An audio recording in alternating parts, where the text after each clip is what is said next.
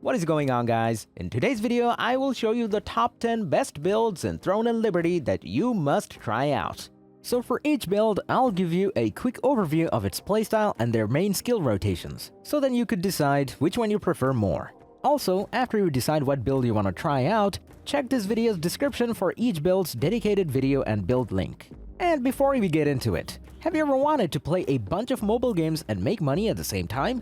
If your answer is yes, then Sneaksy is right for you. Sneaksy is a mobile app that gives you the ability to earn free cash by playing some of your favorite games like Monopoly Go, Rise of Kingdoms, and much more. All you need to do is download Sneaksy, which then will give you tasks. For example, play Monopoly Go for 30 minutes or complete its tutorial. Each completed task will give you coins, which then you can exchange for gift cards or straight up cash. So what are you waiting for? Click my link in this video's description and start earning. And thanks again to Sneaksy for sponsoring this video. So for the first build, we have the Crossbow and Dagger. This is currently the highest DPS setup in the game, because both of your weapons have extremely high damage, and if you use the build right, then it will consistently reach 20 stacks of Thunderclouds, which will give you explosive damage. And you can activate this every few seconds. Crossbow and daggers are both unique weapons because they are dual-wielded. What makes dual wielding so unique is that for every attack you do with these weapons, there's a chance to get a double hit with their offhand. And on top of that, you can even increase the chance of this by using the selfless diffusion, which will increase your damage by 2 or even 4 times. Dexterity will be your key to success, so you'll need to build it as much as possible. Having high attack speed increases the animations of your skills, allowing you to get more skills every second, thus increasing our DPS even further. So, if you're looking for the best meta DPS build for both PvE and PvP, then this is the one for you. Remember, you can check this video's description for a full dedicated build video and a link to this build on a website. So then, for the second build, we have the Longbow and Staff. This setup is a glass cannon that deals huge amount of damage from long range by maximizing its passives and items. You'll need to manage your cooldowns effectively, but if you follow instructions, then you'll be melting anyone that stands in your way. As far as playstyle goes, you'll want to be stationary as much as possible, so that our rapid-fire stance and asceticism passives would get us the highest damage possible. Also, in your main DPS rotation, you'll want to make sure that you cast the focused firebombs and Hellfire Rain as much as possible to upkeep very high burn stacks. This build's pros are having high self-sustain, good range DPS, also high AoE damage, and very high single-target DPS as well. The only issue most players usually mention is that the bow is quite mana-hungry, but if you play it right, then this should not be a problem. So if you enjoy a strictly ranged DPS playstyle, then this is the one for you.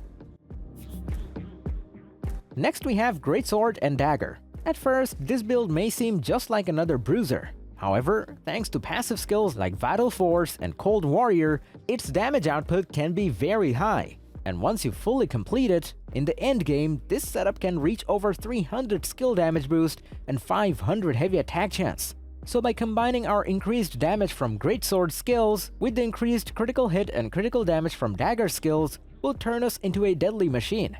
Greatsword and Dagger revolves around rotating your buffs into your DPS skills. Daggers have a higher attack speed, so keeping them out may allow you to get additional attacks off in between skills, while the Greatsword skills will keep you protected and give you the best buff in the game.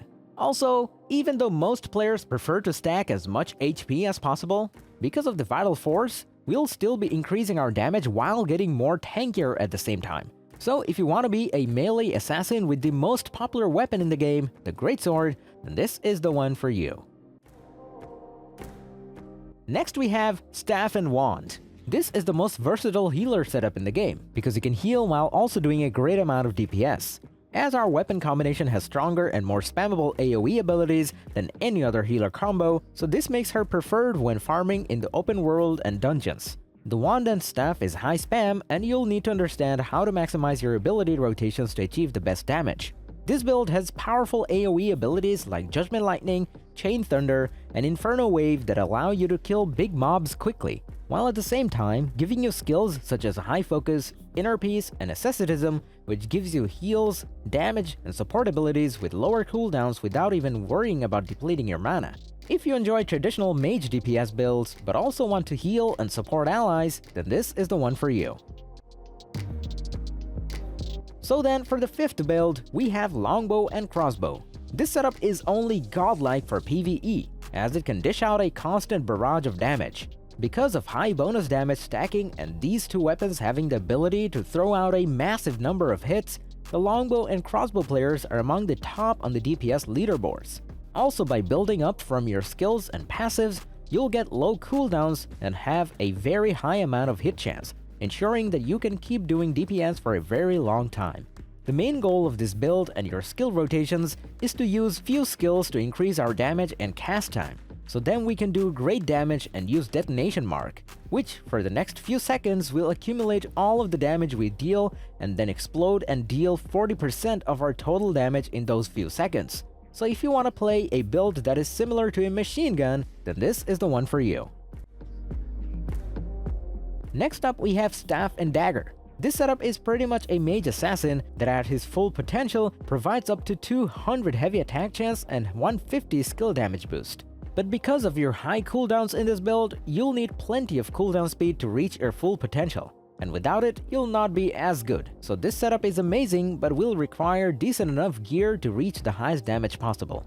This build has insane amount of high single target burst damage, and its main playstyle will revolve around maintaining 10 burning stacks and 20 thundercloud stacks, which will provide exceptional AoE and single target DPS. So if you're looking for a deadly PvE and PvP build, then this is the one for you. So then for the next one, we have Sword and Shield with Greatsword build. This setup will focus on utilizing the strengths of both of these weapons for a ton of HP and heavy attack chance. When you get the best gear, you'll have one of the best AoE farming potentials in the game because of passives like Spectrum of Agony, and also because of active skills that can work off of each other such as Frost Cleaving and Ice Tornado.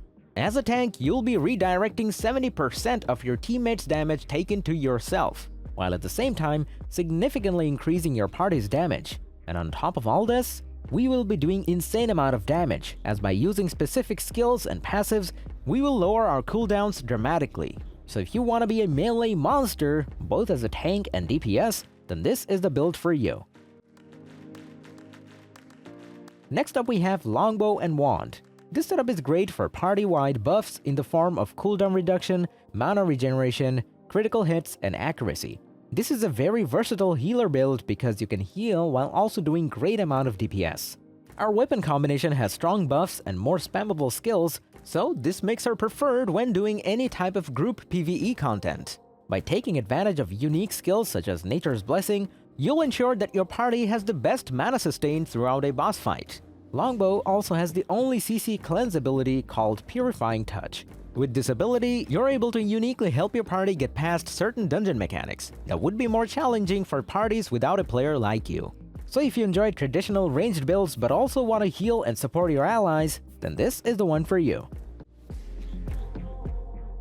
Then for one of the last ones, we have Sword and Shield with Wand. I like to call this build as the Paladin setup. And this particular build is very unique in the sense that we are going to be a tank that can heal at the same time. Players usually prefer just to go healer or tank separately, but the question is, what happens when you combine all roles together? Well, we get this monster that can tank and heal at the same time, while still doing big AoE damage. Compared to other melee-focused builds, it lacks in damage, but it more than makes up for it in durability and utility. Thanks to skills like Counter Barrier, Swift Healing, and Blessed Barrier, you're going to be the only man standing. Your performance will directly scale with gear level, and the difference between a geared tank and a non-geared tank is huge. So you'll need to grind. I personally haven't ever died once in this build. And if you're ready to not even notice the enemy hits and heal more than other healers, then this is the one for you. And now for the last and final one, we have Longbow and Dagger.